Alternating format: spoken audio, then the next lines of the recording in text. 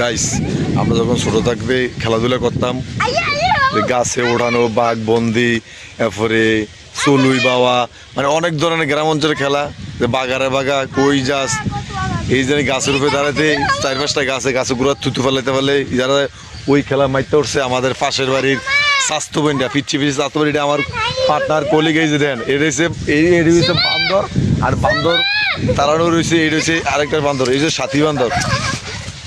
Kuiper আরেকটা বান্দর আছে, ওই যে কাঁঠাল গাছের উপরে বান্দর আছে, শুইতে পারলে শেষ, শুইতে পারলে গাছের গোড়ায় থুতু দিলে নাকি শেষ।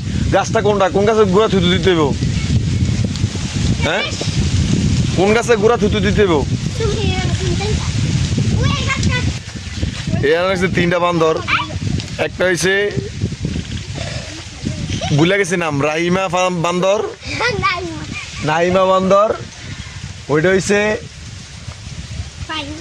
ফাইমা, আরেকটা কি জানি সুমাইয়া, সাথী, এটা হচ্ছে সাথী, আর ওইটা এর নাম ভুলে গেছি, রোমানা। তোর নাম কি? মিশা কথা, ফাইমা, ওর নাম কিতা? আর ওর নাম লামিয়া, লামিয়া তো ভুলে গেছি। এই যে লামিয়া মিথ্যা কথা কইছে, লামিয়ার নাম হাইট করে আছে, কারণ পাবলিক প্লেস হয়েছে গায়ে, ওর নামটা যাতে কেউ না চিনতে পারে জন্য। ওইছে লাইমা, ওইছে রাইমা, ওইছে ফাইমা, ওইছে সাথী, ওইছে সুমাইয়া। সব 5টা বান্দর আছে আমার সাথে। এই বান্দরগুলা আপনারা অনেকে চিড়িয়াখানা যান বান্দর দেখার জন্য টিকিট কাটটা, আমার কাছে টিকিট লাগবে না। এই যে বান্দর আছে হরেক রকম বান্দর, এটা হচ্ছে মহিলা বান্দর, বেডি বান্দর।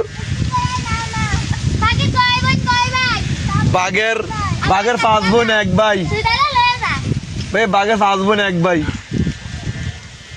বাঘের 5 বোন 1 ভাই, সরি কিছু চাচাও আছে।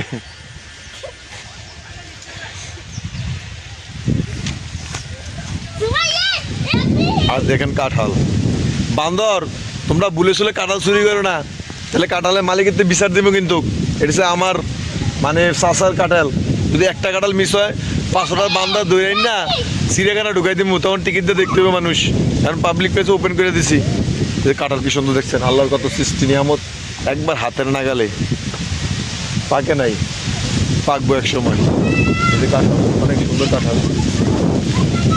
প্রাকৃতিক দক্ষিণা বাতাস কি এক মনোরম, মানে কি যে পুরা এসি বাতাসে হার মানবো, অনেক ঠান্ডা বাতাস, প্রাকৃতিক বাতাস।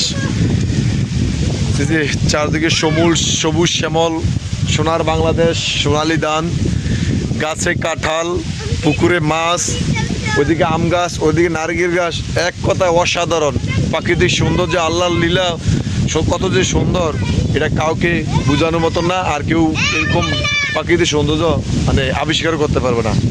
তো আল্লাহর প্রতি শুকরিয়া আদায় করুন এবং নিয়মিত 5 ওয়াক্ত নামাজ পড়ুন এবং সবসময় সৎ পথে চলতে চেষ্টা করুন। এই ধন্যবাদ। আর লাস্ট কথা হইলো, আপনারা যদি বান্দর দেখতে চান, বান্দর, এটি বান্দর না, হচ্ছে বান্দর, এটি হচ্ছে গ্রাম্য, এই হচ্ছে গাচ্চা বান্দর, এই গাচ্চা বান্দর যদি দেখতে চান তাহলে অবশ্যই আমাকে কমেন্ট করবেন। ধন্যবাদ সবাইকে, ভালো থাকবেন, সুস্থ থাকবেন, আল্লাহ হাফেজ।